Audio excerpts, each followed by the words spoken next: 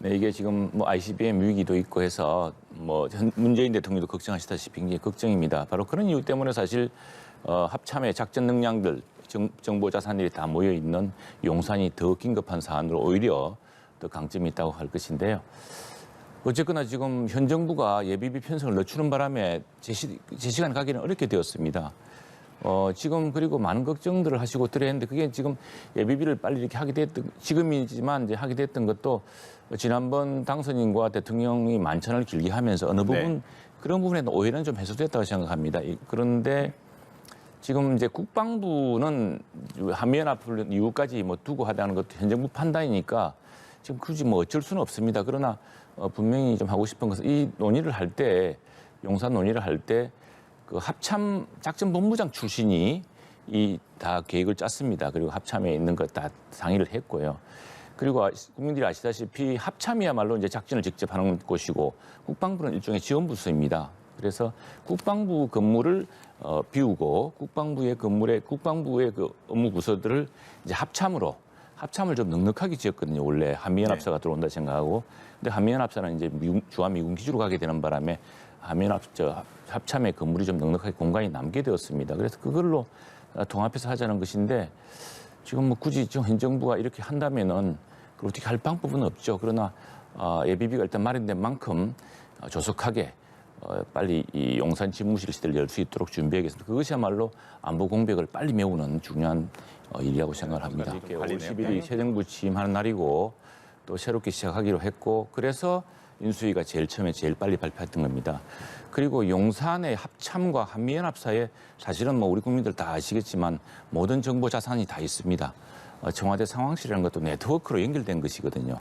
이 뭐 우리 양 의원님 잘 아시겠지만 네트워크라는 것은 서버가 지금 청와대에 있는 게 아닙니다. 네트워크 서버는 따로 있습니다. 네트워크를 통해서 연결되는 것이고 그 서버의 중심이 오히려 합참에 있습니다. 합참에 있기 때문에 지금 5월 9일까지 대통령께서 현 집무실에서 집무하시고 나서 5월 10일 날 합참과 새로운 국방부 집무실에서 용산 집무실에서 무난하게 할 수 있었습니다. 다 그런 검토가 있었는데 근데 뭐 정부가 이렇게 현 정부가 그걸 걱정하고 안 한다고 한다면 방법이 없는 것이지만 거기에 대해서는 오히려 안보 공백을 최소화하고 안보 역량을 강화하기 위해서 용산 집무실을 더 빨리 선택하게 되었다는 것은 나중에 다 드러날 겁니다. 그 문제는. 이어서 한번 여쭤보면 네. 496억 원 요청한 것 가운데 360억이 이번에 통과가 네, 됐습니다. 여기에 이제 집무실 조성 비용 그리고 경호처 이전 비용은 한미연합훈련을 고려해서 추후에 협의한다 이렇게 되어 있더라고요. 네. 윤석열 당선인의 입주식이 뭐 6월쯤으로도 점치는 것 같은데 무난하게 뭐 6월쯤에는 들어갈 수 있다라고 예상을 하면 되겠습니까? 그렇게 안 되겠습니까? 중요한 이제 부서들이 우선 건물이 옮겨질 테고요.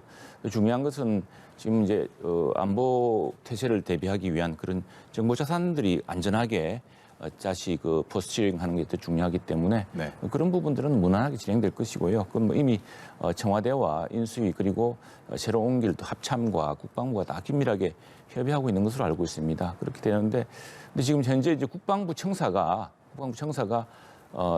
이제 몇 개 층만 남기고 나머지 층은 또 이전을 시작합니다. 이제 네네. 이미 1에 4층까지만 예, 4층까지만 한다는 것인데 그게 또 뭐 요즘 또 기술이 좋으니까 그리고 뭐 또 중요한 것은 이게 새로운 건물을 짓는 게 아닙니다. 새로운 건물을 짓고서 또 새롭게 한다면 그 논란이 되겠지만 이미 있는 국방부 건물 그리고 한미연합사의 이전 용산 미군기지의 반환 또 평시작전권, 전시작전권의 통합에 따른 한미연합사의 또 새로운 이전, 뭐 이까지 다 대비해서 용산을 이제 시민 가운데 있는 또 지금 미군도 용산 그 기지 땅을 좀 더 빨리 이제 반환하겠다고 그랬습니다. 그래서 시민공원을 빨리 할 수 있도록 하고 있기 때문에 뭐 그런 일련의 계획 속에 다 있었던 일이기 때문에 그 부분은 지금 이걸 뭐 거창하게 새로 짓는 게 아니라 있는 건물을 용도에 맞게 조금 고치는 것이니까 큰 시간은 걸리지 않을 거라 생각을 합니다. 그래서 그 말씀을 드렸죠. 청와대 근무도 해봤고 네. 안보실도 들어가 봤습니다. 또 정부에 있으면서 합참 상황실도 다 봤는데 그 점은 걱정하지 그건 안 하셔도 됩니다. 왜냐하면은 지금 청와대 시스템도 합참에 있는 기본 정보 시스템을 연결해서 받는 겁니다. 바로 그걸 바라보기 때문에 한미연합사가 함께 보기 때문에 바로 그 메인 포스트로 들어간 것이라고 오히려 볼 수 있는 것이고요. 오히려 청와대는 그것을 네트워크로 이제 빼서 보는 것이었죠. 또 하나 비유를 들자면 그러면 이제 유사 사태가 생겼습니다. 국방부가 합참의장하고 한미연합사가 이제 상황 지휘를 하겠죠. 그때 그러면은 그 장관들이나 이 사람들이 올 수가 없지 않습니까? 대통령도 또 여기서 본다고 하겠지만 바로 한 자리에서 대통령이 신속한 결정할 수 있는 장점이 또 있습니다. 근데 무엇보다 중요한 점은 지금 이제 우리 저 양 의원님들 많은 분들이 그런 걱정을 할 수가 있습니다. 네. 있는데 우리 지금 안보 시스템이 특히 정보 자산을 구성하는 네트워킹 시스템이 굉장히 보안도 강화되어 있고 또 미국과도 서로 호환되게 돼 있고 이렇기 때문에 그 중심은 사실 용산과 여기 있다고 보는 것입니다. 그래서 청와대 거를 뜯어서 옮기는 게 아니고요. 그대로 쓰면서 청와대 집무실 거는 이제 그 말고도 다른 종합 재난 상황 이게 있거든요. 그걸 네. 이제 한꺼번에 모으는 것이기 때문에 그 문제에서는 크게 걱정하시는 분이 그러니까요. 없습니다. 근데 네. 최 의원께 좀 이어서 여쭤볼게요. 그 김은혜 네, 의원이 이제 대변인직 내려놓고 경기지사 출마를 선언을 했습니다. 그 뭐 유승민 전 네. 의원에 이어서 뭐 지금 복당 심사를 앞두고 있는 뭐 강용석 변호사도 있고 당내 경선 굉장히 뜨거워질 것 같은데 일각에서는 이게 윤핵관 대 비핵관으로 보는 시선도 좀 있는 것 같아요. 그건 아니고 사실은 우리 김은혜 의원이 참 이번에 그 대통령 선거 과정에서 네. 또 인수위 과정에서 그 이전에 대장동 사건에 뭐 이렇게 국정감사 과정에서 참 우리 스타로 떠오르지 않았습니까? 이 김은혜 의원이 뭐 오랫동안 앵커도 하고 또 방송인으로서 언론인으로서 굉장히 큰 비중 있는 역할을 해왔습니다. 해왔고 또 지난 정부에서는 청와대 대변인도 하셨고요. 그 정치의 꿈이 참 큰 것 같더라고요. 지난번에 당대표에 도전했습니다.